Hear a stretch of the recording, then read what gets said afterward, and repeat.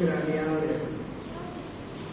Los nervios craneales son muy importantes porque por la función que tienen, ¿no? Como ustedes saben bien, la mayor parte de los nervios craneales nacen en el tronco encefálico, es decir, en el mesencéfalo, en la protuberancia y en el bulbo raquídeo, excepto el par 1 y el par 2, excepto el olfatorio y el óptico. Estos dos son prolongaciones directas del cerebro, del telencéfalo, si quieren. El 3, el 4, el 5, etcétera, hasta el 12º, nacen en el tallo cerebral. Si ustedes se acuerdan cuando yo alguna vez les hablé del tallo cerebral, les dije que una de las características importantes del tallo cerebral es que en el tallo cerebral vamos a encontrar a los núcleos de origen y aparentes de los pares craneales. Miren ustedes, acuérdense de esta figura. Este es el mesencéfalo, la protuberancia, el bulbo raquídeo. Miren ustedes el núcleo del tercer par. ¿Sí? Tiene un núcleo principal y un núcleo accesorio del tercer par. Miren ustedes el núcleo del cuarto par. Miren ustedes el núcleo del quinto par. El núcleo del quinto par es poderoso, porque el quinto par, como va a ir a inervar toda la cabeza, es un núcleo sensitivo en su mayor parte, aunque motor para una pequeña parte. Miren ustedes el núcleo del quinto par, el trigémino. Tiene un núcleo mesencefálico, tiene un núcleo protuberancial, tiene un núcleo vulvar e inclusive tiene un núcleo espinal del trigémino. O sea, el quinto par prácticamente ocupa todo el tronco encefálico. Luego tenemos el núcleo del sexto par, del abducis. Luego tenemos el núcleo del séptimo par. Ahí están viendo el núcleo del facial, miren ustedes. Luego están viendo el núcleo del octavo par. Y así sucesivamente vamos a ir viendo hasta el núcleo del 12º par. O sea, estos pares craneales nacen en el tronco encefálico. Ahí tienen su núcleo de origen y su núcleo aparente. ¿Ok? Entonces es importante que se acuerden de ello. Veamos entonces el primer par, el núcleo olfatorio. Pero en realidad el núcleo olfatorio, más bien el nervio olfatorio, nace en la fosa nasal, en el techo de la fosa nasal. ¿Por qué les digo esto? Porque en el techo de la fosa nasal nosotros tenemos unas células especializadas que nos ayudan a olfatear. Estas células especializadas que nos ayudan a olfatear, 100.000 en los seres humanos, 1.000.000 en el resto de mamíferos, se sinapsean con los filetes nerviosos del nervio olfatorio. Los filetes nerviosos del nervio olfatorio están atravesando, como ustedes están viendo en esta figura, la lámina cribosa del etmoides. Ahí están viendo la lámina cribosa del etmoides. Entonces hay una sinapsis que se produce entre estas células nerviosas especializadas en la olfacción y los filetes nerviosos del nervio olfatorio. Entonces, ¿cuál es la función de estas células nerviosas? Olfatear. ¿Y qué olfateamos? Olfateamos los olores agradables y olores desagradables. Miren lo que hace el nervio olfatorio después. El nervio olfatorio transmite la sensación del olfato hasta un núcleo que ustedes pueden ver en el lóbulo temporal, miren ustedes, y es ahí donde llega el nervio olfatorio. Y es ahí donde en realidad se forma la sensación esa que tenemos con el olfato. ¿Por qué olfateamos olores agradables y desagradables? Porque en realidad es aquí en el cerebro donde se van a procesar esos olores. Alguna vez estamos pasando por la calle y un olor agradable de alguna pensión está saliendo. Uy, nos agrada. O alguna vez estamos pasando por la calle y de pronto hay un animal muerto y lo olfateamos también. ¿No es así? Pero ¿dónde se procesan los olores? En el cerebro. En el cerebro. ¿Dónde nace esta sensación de oler? En el techo de la fosa nasal. En el techo de la fosa nasal, junto con estas células olfatorias que se sinapsean con los filetes nerviosos del nervio olfatorio. ¿Ok? ¿Por qué los animales tienen más número de células? ¿Y por qué además esas células que hacen sinapsis con el nervio olfatorio no solo van a este centro olfatorio en el cerebro, sino van a formar parte del sistema límbico? Miren ustedes, van a formar parte del sistema límbico. ¿Por qué? Porque ustedes saben que el olfato en los animales les sirve, además, como muchas veces ya les he dicho, no solo para olfatear, sino también les sirve para buscar su alimento. Cuando un tigre tiene hambre, ¿qué hace? Olfatea a su presa, ¿no es cierto? Cuando un león tiene hambre, olfatea a su presa. Y la presa olfatea el peligro también, ¿no es así? Imagínense un pobre venadito ahí que está, que está en el campo solitario con su manada. Imagínense unos tigres, unas hienas, unos leones que están al acecho. ¿Creen que ese pequeño venado no va a olfatear el peligro? Por supuesto que lo va a hacer, ¿no? ¿Y ustedes creen que esos tigres, leones, en fin, no están olfateando su presa? Claro que sí. Pero ¿qué más olfatean los mamíferos? Olfatean una secreción que despiden las hembras cuando están en celo. ¿Sí o no?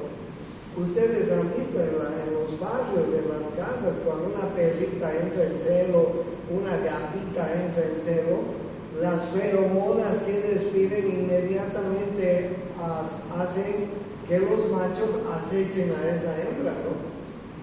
Y ustedes tienen una gata ahí en la casa y van a ver unos 10 gatos en el techo tras la gatita. Ustedes tienen una perrita en celo en la casa y van a ver 5 perritos queriendo entrar a la casa, ¿no es así? Entonces miren ustedes que los mamíferos tienen el olfato no solo para olfatear cosas agradables y desagradables, sino para reproducirse y para alimentarse. Por eso es que la olfacción en estos animales tiene conexión con el sistema límbico. Eso es muy importante en ellos, ¿ok? Los animales no tienen corteza cerebral como los seres humanos. Los seres humanos somos pensantes. Pero los animales solo tienen la parte visceral, ¿ok? Y esa parte visceral está formada por su sistema límbico nada más, y el sistema límbico en los mamíferos les sirve para eso. El olfato en los mamíferos es súper importante,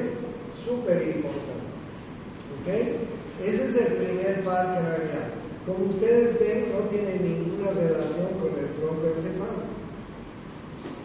Bien, miren ustedes el segundo par craneal. En el fondo del ojo, en la última capa, en la retina, en la capa nerviosa del ojo, en la la retina, tenemos unas células que se llaman conos y bastones.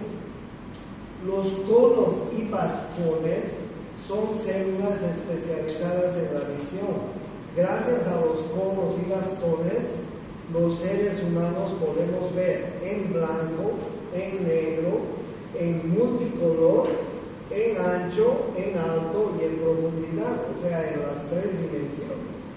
Miren qué importantes son estos conos y bastones que tenemos en el fondo del ojo, en la última capa del ojo. Acuérdense que el globo ocular tiene 3 capas. ¿Cuál es la capa más externa del globo ocular? ¿Se acuerdan? La esclerótica, la esclera. La segunda capa es la coroides. Y la tercera capa es la capa nerviosa, la retina.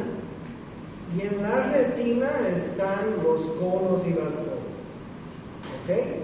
Los conos y bastones son células nerviosas especializadas en la visión. Y entonces estos conos y bastones que tenemos en la retina van a hacer sinapsis con el nervio óptico. Miren el nervio óptico. Este es el nervio óptico. Miren el nervio óptico.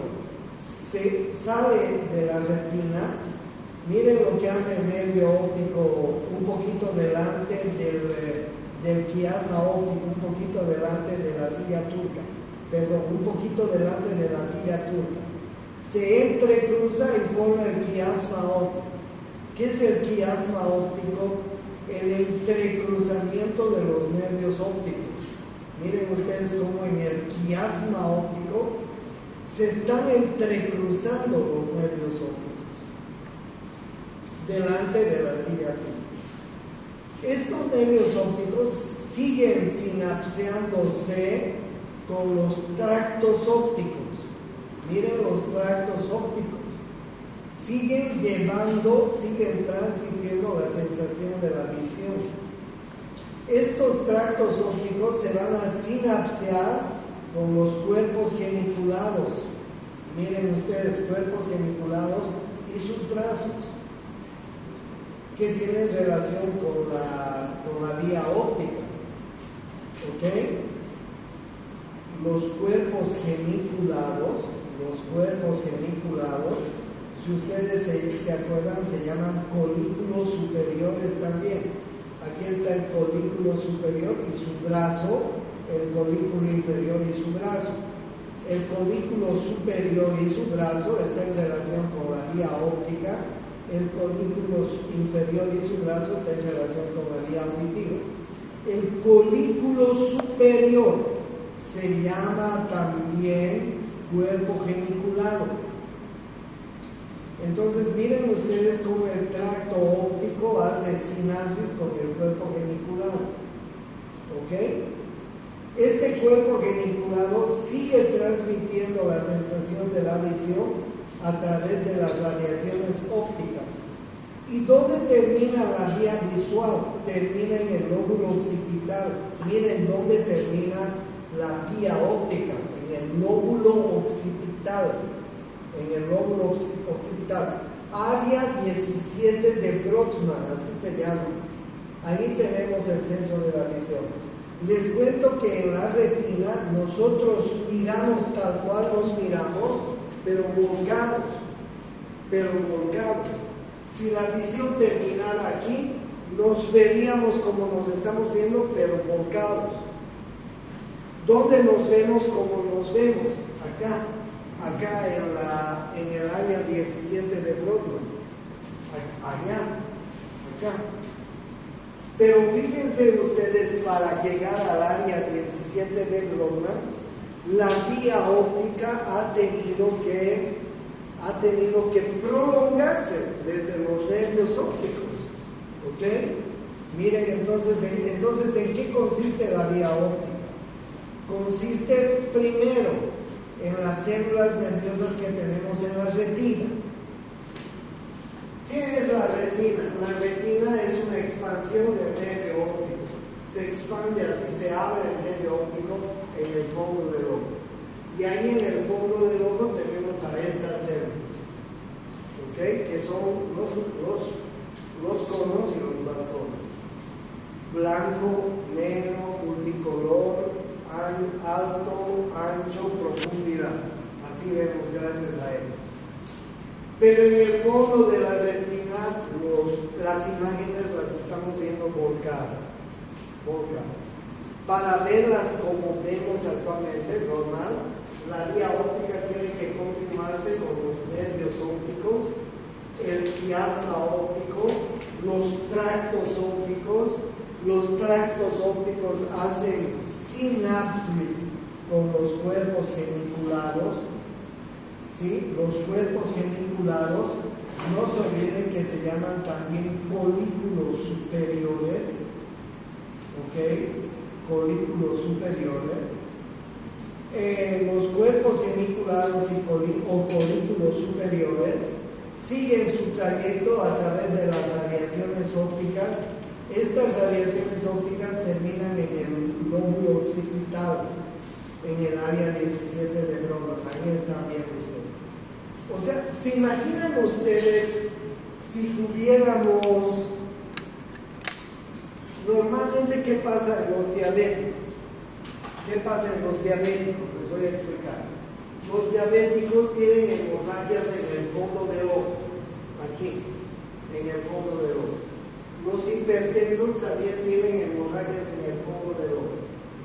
Si el fondo del ojo se llena de sangre, podrán captar las imágenes, los conos y bastones. Si delante de ellos hay una capa de sangre, una hemorragia, ¿podrán captar las imágenes? No.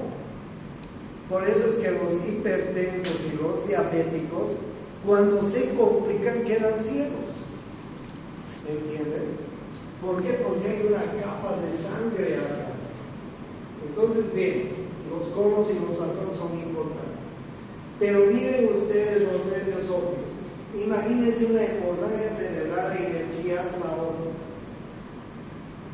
Imagínense una hemorragia o un tumor cerebral en el tracto óptico.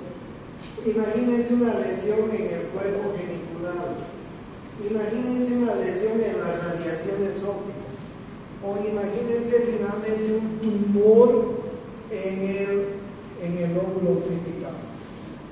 O sea, para que ustedes entiendan que la vía óptica es bastante larga, prácticamente abarca desde adelante hasta atrás la vía óptica.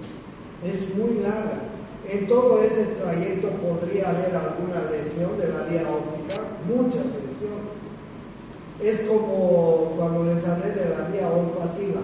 En este trayecto de la vía olfativa, que es cortito, ¿no? ¿Podría haber alguna lesión? Claro. Acuérdense cuál era el primer síntoma en la primera etapa del COVID-19. ¿Cuál era el primer síntoma?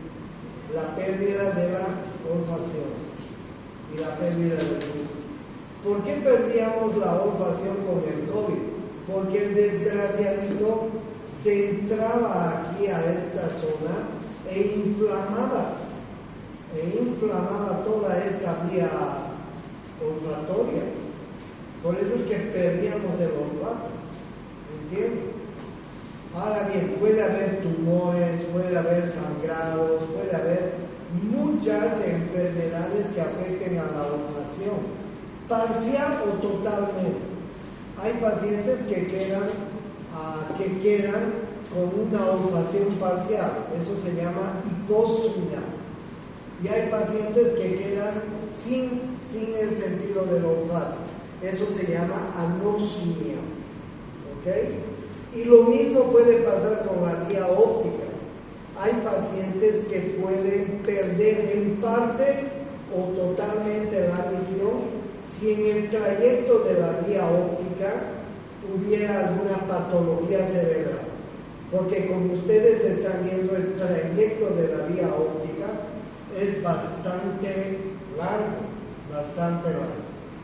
Y como ustedes están viendo, las células que nos producen la visión son células importantísimas.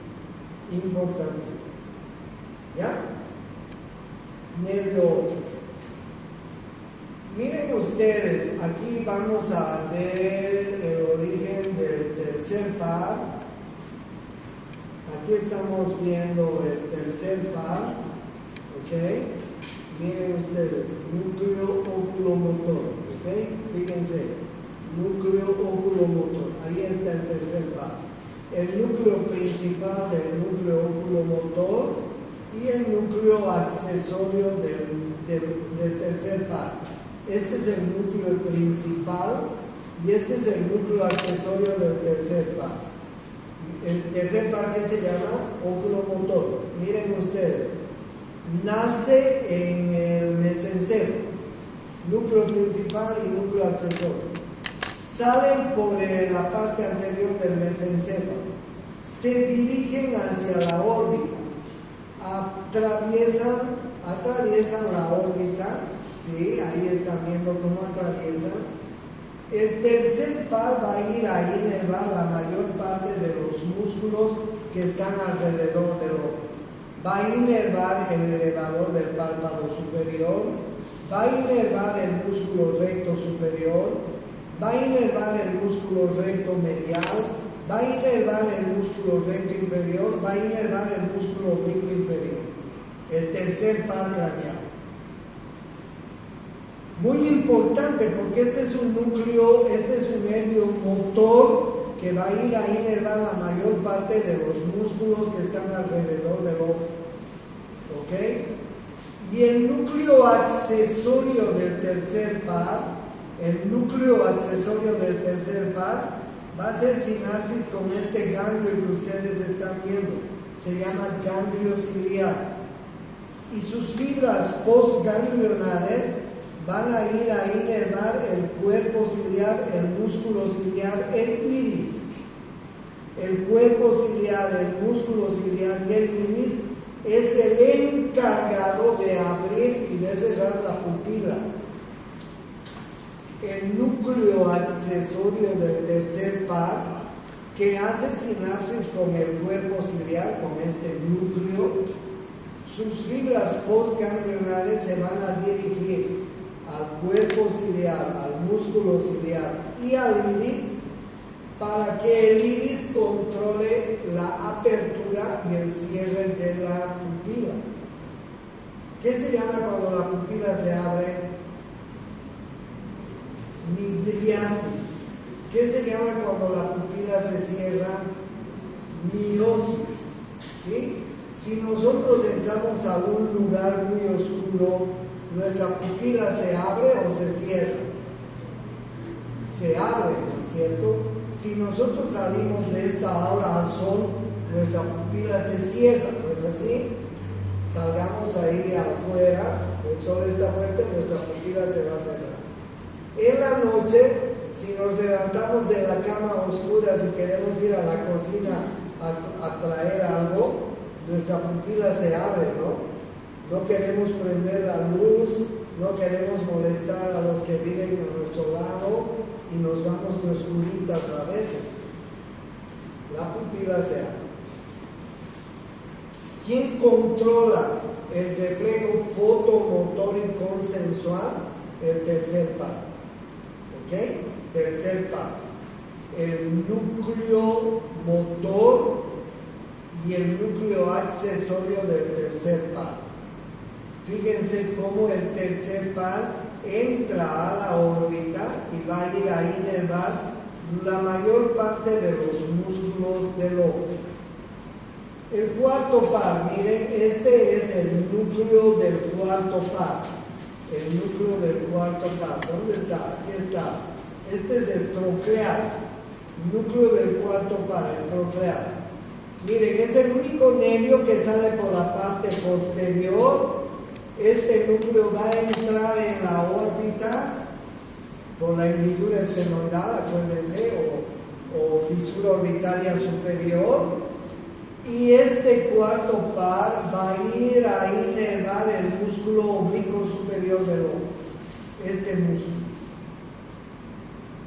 El cuarto par, el músculo troclear, va a ir a inervar el músculo oblicuo superior del ojo. El músculo superior del ojo es un músculo que nos lleva el ojo hacia arriba y hacia adentro. El sexto par, El sexto par nace en el puente, en la protuberancia. Este es el sexto par. El sexto par es un núcleo motor también. Miren, sale por el surco que hay entre el puente y el bulbo, el surco bulbo protuberancial o bulbo pontino también. Sale por ahí, entra en la órbita por la hendidura esfenoidal y va a ir a inervar el oblicuo, el recto lateral, el nervio abducens. El nervio abducens va a ir a inervar el músculo recto lateral, el que lleva el ojo hacia afuera, el que nos hace llevar hacia afuera el ojo, el que nos hace abducir el ojo. Por eso se llama abducens, porque este va a ir a inervar el músculo abducens, el que nos lleva el ojo hacia afuera. ¿Entienden? Entonces, bien, el tercer par, el cuarto par y el sexto par son nervios motores que van a entrar a la órbita y al ojo y van a ir a inervar los músculos alrededor del globo ocular. Estos nervios son motores, excepto el tercer par, que además es el encargado de ir a inervar el cuerpo ciliar, el músculo ciliar y el iris, y de esta manera va a ser el encargado del reflejo fotomotor y consensual del iris, de la pupila. ¿Ok? Entonces el tercer par tiene una doble función, por eso que tiene un doble número. Tercer, cuarto y sexto par. ¿Ok? Son nervios que van a ir a inervar los músculos que están alrededor del ojo. ¿Cuál es el quinto par? El quinto par es el nervio trigémino. El quinto par es el nervio trigémino. Oigan, miren, el quinto par tiene un núcleo sensitivo, miren, en el mesencéfalo, en la protuberancia, en el bulbo raquídeo y en la médula espinal. Ahí está el núcleo sensitivo del quinto par del trigémino. Y aquí está el núcleo motor del quinto par. ¿Ok? Miren el quinto par. Este es el ganglio del quinto par. A partir de este ganglio del quinto par, el trigémino va a dar tres ramas. Una rama que se llama el nervio oftálmico, una rama que se llama el nervio maxilar y una rama que se llama el nervio mandibular. El nervio oftálmico entra a la órbita por la hendidura esfenoidal y va a inervar sensitivamente todo esto de la cabeza. Este es el territorio de inervación del nervio oftálmico. Ojo, el nervio oftálmico no es el mismo que el nervio óptico. El nervio oftálmico es un nervio sensitivo. Miren el territorio de inervación del nervio oftálmico, rama del quinto par. ¿Ven ustedes ahí en amarillo todo el territorio de inervación? ¿Ven ustedes? ¿Están viendo? Miren qué importante el territorio de inervación del quinto par. En realidad, miren ustedes cuántos nervios dan. Ahí están viendo ramas nasales, externas, internas, intratroncleares, supratroncleares, nervio supraorbitario, etmoidal anterior, ciliares cortos, ciliares largos, etmoidal posterior, frontal, etc. Miren ustedes cuántas ramas da el nervio oftálmico. Viene a inervar toda esta parte, hasta aquí. Miren ustedes el nervio maxilar. El nervio maxilar, que es la otra rama del quinto par, este agujero, si ustedes se acuerdan, este agujero se llama el agujero redondo mayor. ¿Se acuerdan? del agujero redondo mayor, miren ustedes el nervio maxilar. Y este es el agujero oval. Miren ustedes el nervio mandibular. Miren ustedes el territorio de inervación del nervio maxilar. Miren ustedes el territorio de inervación del nervio maxilar. Todas las ramas del nervio maxilar. Miren lo que viene a inervar el nervio maxilar. El nervio maxilar viene a inervar todas las piezas dentarias superiores. Y el nervio mandibular viene a inervar todas las piezas dentarias inferiores. Pero el nervio trigémino, en su mayor parte es un nervio sensitivo.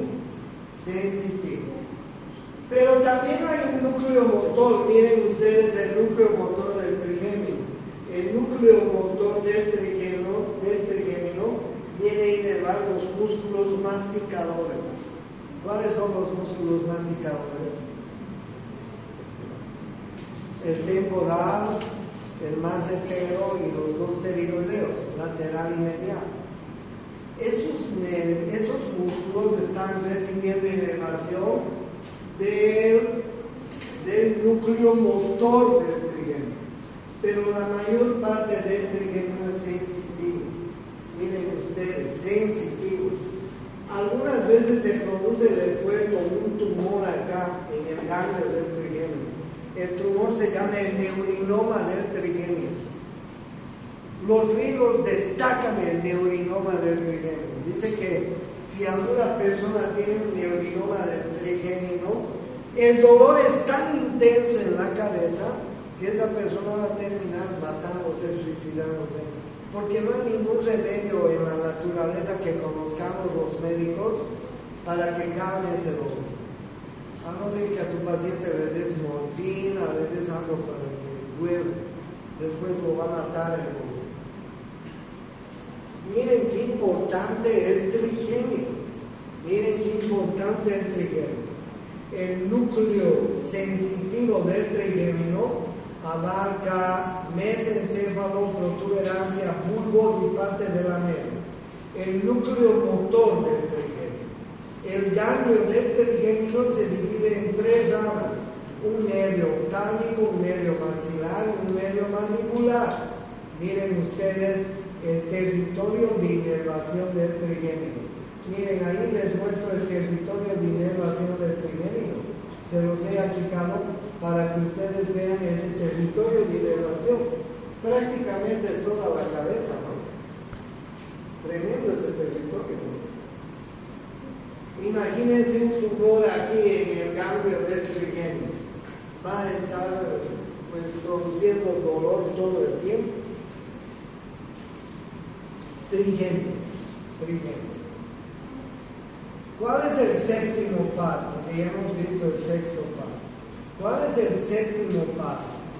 El séptimo par es el nervio facial.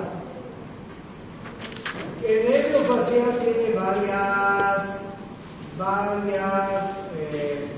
varios núcleos. Miren ustedes, se los voy a checar un poco para que vean.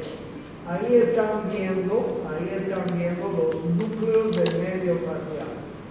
El núcleo motor del nervio facial, el núcleo salival superior del nervio facial, el núcleo del tracto solitario del nervio facial. Pues el nervio facial tiene varios núcleos ahí en el tronco encefálico. ¿Por qué tiene varios núcleos el nervio facial? Porque tiene varias funciones. ¿Ok? Una de las funciones más importantes del nervio facial es venir a inervar los músculos faciales, los músculos superficiales de la cara, los músculos de la mímica facial. ¿Ok? ¿Han debido ver alguna vez una persona con parálisis del facial? La cara se le tuerce hacia un lado. ¿Ok? El principal medio del facial es el núcleo motor, que va a ir a inervar los músculos faciales. séptimo. Pero también el facial es un núcleo que va a ir a inervar las glándulas salivales. Miren ustedes, va a ir a inervar la glándula sublingual y la submandibular. Pero también el nervio facial va a inervar los 2/3 anteriores de la lengua. Los 2/3 anteriores de la lengua. Va a inervar las papilas gustativas para el dulce, para el salado y para el ácido. O sea, ¿se dan cuenta cuántas funciones tiene el nervio facial? El nervio facial es un nervio, no es un nervio simple, es un nervio mixto, porque tiene fibras motoras para los músculos de la mímica facial, tiene fibras parasimpáticas para las glándulas sublingual y submandibular, y tiene fibras sensoriales para las papilas gustativas de los 2/3 anteriores de la lengua. Gracias al nervio facial, nosotros podemos sentir el gusto del dulce, del salado y del ácido en los 2/3 anteriores de la lengua. Qué importante el facial, ¿no? Importante. Séptimo par. Miren el octavo par. El octavo par, el nervio vestíbulo coclear. Vestíbulo coclear. El vestíbulo coclear son dos nervios, el nervio vestibular y el nervio coclear. Miren ustedes el nervio coclear. El nervio coclear hace sinapsis con el órgano de la audición, que es la cóclea. Y el nervio vestibular hace sinapsis con el órgano del vestíbulo. El órgano del vestíbulo, los dos están en el oído interno. El vestíbulo está formado por conductos semicirculares anterior, posterior y lateral. ¿Ok? Miren cómo las fibras nerviosas del nervio vestibular vienen al órgano del vestíbulo. Miren cómo las fibras nerviosas del nervio coclear vienen a la cóclea. ¿Ok? La cóclea, a través de su órgano, está sacando la sensación de la audición hacia el cerebro. Miren dónde está el núcleo de la cóclea. ¿Ok? Y el vestíbulo está sacando sus fibras nerviosas a los núcleos vestibulares. Estos núcleos vestibulares todavía se van a conectar con el cerebelo. ¿Ok? En realidad no escuchamos con el oído interno, escuchamos con el cerebro. Miren ustedes los núcleos cocleares, ¿dónde están? Núcleos cocleares están a nivel de bulbo raquídeo. Y hay dos núcleos cocleares, anterior y posterior, como ustedes están. Y los núcleos vestibulares son 4, miren ustedes. Núcleo vestibular medial, superior, inferior y lateral. Y estos núcleos vestibulares todavía se van a conectar con el cerebro. ¿Cuál es la función del nervio coclear? ¿Cuál es la función del nervio coclear? La audición. ¿Cuál es la función del nervio vestibular? El equilibrio. ¿Ok? Ese es el nervio vestíbulo coclear. No se olviden, importante. El nervio vestíbulo coclear. Las arterias que irrigan el oído interno son muy delgaditas, del grosor de nuestro cabello. Por eso es que cuando somos viejos, estas arterias se endurecen y no llevan buena irrigación ni a la cóclea ni al vestíbulo. Por eso es que cuando somos viejos, a los viejos les tenemos que dar? A los ancianos, ¿qué les tenemos que dar? Les tenemos que poner un audífono para que oigan mejor y les tenemos que dar un bastón para que caminen mejor, o a veces un burrito, o a veces una silla de ruedas, ¿no es así? ¿Por qué? Porque los viejos, los ancianos pierden la audición y pierden el equilibrio. ¿Por qué? Porque las arterias que inervan, que irrigan estos dos órganos son tan delgaditas que con la edad se esclerosan, se enduran y dejan de irrigar adecuadamente. ¿Ok? Ese es el nervio vestíbulo coclear, el noveno. El noveno par, miren ustedes el noveno par, glosofaringio.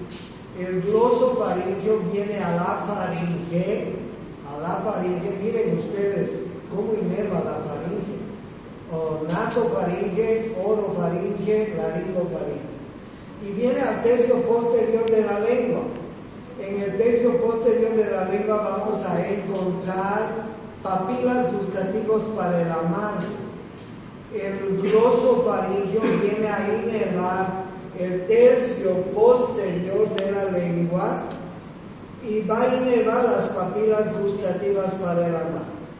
El resto del nervio viene a inervar la nasofaringe, la orofaringe, la laringofaringe. ¿Para qué sirve la laringe? ¿Para qué sirve la laringe? Es muy importante porque la laringe interviene en la fonación y en la deglución. Por ejemplo, en este momento yo estoy hablando. Miren, el paladar blando se cierra. No, el paladar blando se abre más bien. ¿Sí? La laringe está abierta.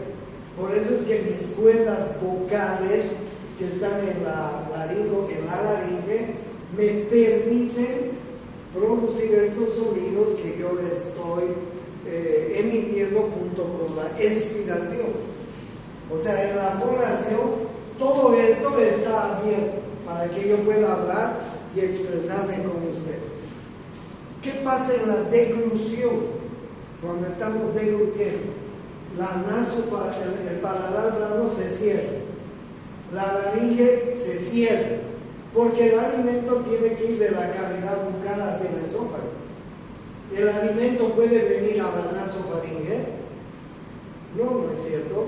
Cuando comemos no estamos eliminando arrocitos por la nariz, ni carnecitas, ni nada, ¿no es cierto? Cuando comemos y deglutimos, el alimento se va a ir al esófago.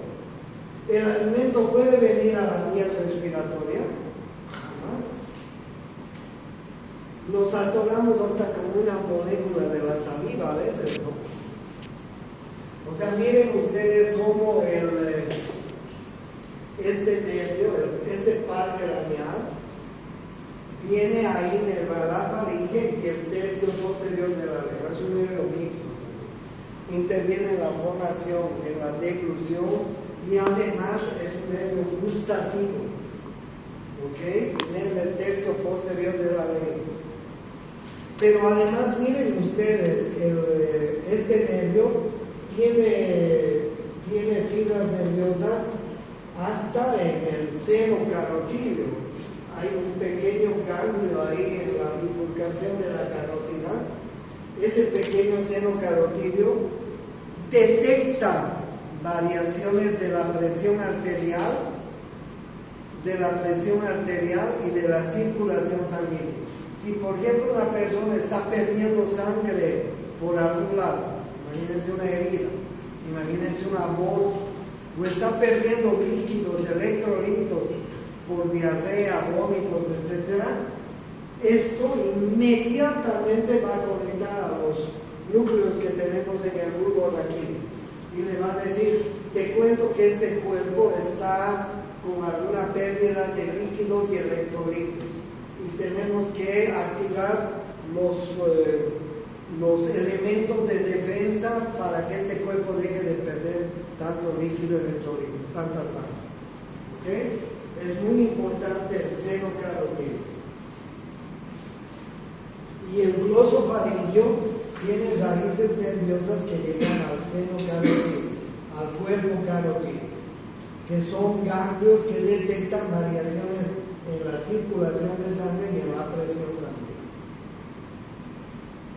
El vago, miren ustedes las fibras nerviosas del vago.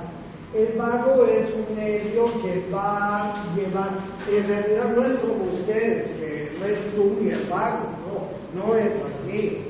El vago se lo llama así porque tiene un recorrido difuso. En realidad es un nervio, su nombre es nervio cardio neumoenterogástrico. ¿Ok? Ese es su verdadero nombre. Cuando el vago sale del bulbo raquídeo, va a emitir fibras nerviosas que van a ir al aparato cardiocirculatorio, al aparato respiratorio, al aparato digestivo, y en esos órganos va a inervar y va a liberar un mediador químico que se llama acetilcolina, que es el mediador químico del sistema nervioso parasimpático. El vago en realidad es el representante del sistema nervioso parasimpático. ¿Cuál es la función del sistema nervioso simpático? El sistema nervioso simpático, adrenalina, noradrenalina, es el sistema estimulador de los órganos internos. Y el parasimpático es el inhibidor. ¿Ok? Este parasimpático. En el aparato digestivo, el parasimpático es estimulador, el simpático es inhibidor. ¿Cuál es el mediador químico del simpático? Adrenalina y noradrenalina. ¿Cuál es el mediador químico del parasimpático? Acetilcolina. Por eso se llama también sistema nervioso colinérgico. ¿Okay? En realidad, ya les decía, no es vago como ustedes, es vago por su trayecto difuso. Va a ir a inervar órganos del aparato cardiocirculatorio, respiratorio, digestivo. Por eso su nombre es nervio cardio neumoenterogástrico. ¿Ok? Importante el nervio vago.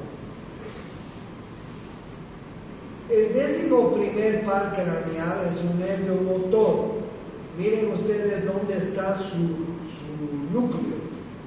Va a venir a inervar dos músculos que tenemos en el cuello, el trapecio y el esternocleidomastoideo. Es un nervio motor. ¿Para qué sirve el esternocleidomastoideo y el trapecio? Son músculos que mueven el cuello, miren ustedes. Algunas veces nos duele, ¿no? Cuando dormimos mal, con una almohada más baja, más alta. ¿Qué se llama cuando dormimos mal y nos duele el cuello? Se llama tortícolis. Una vez vino una viejita en mi consultorio así, y quería levantar un poquito, no podía, le había dado una tortícolis, pero machaza, no podía ni siquiera levantar un poquito la cabeza. ¿Sí? Tuve que darle corticoides, complejo D, antiinflamatorios, una serie de cosas para que disminuya la inflamación. 11º par craneal. Miren ustedes el núcleo en el bulbo raquídeo, 11º par craneal. ¿Cuál es el 12º par craneal? Miren, ahí está. El 12º par craneal que viene a inervar los músculos de la lengua, nervio motor de la lengua. 16 músculos tenemos en la lengua, en cada lado 8 en el lado izquierdo, 16 músculos en la lengua, y todos están inervados por este nervio, por el hipoglóso mayor. ¿Para qué movemos la lengua? ¿Para qué sirve la lengua? Díganme. Para hablar. Sí, es el órgano de la fonación, es el órgano de la deglución, es el órgano de la masticación, es el órgano del gusto. Miren cuántas cosas. Fonación, miren, este debe ser un nervio femenino, bien largo, porque ¿quién habla más, mujeres o hombres?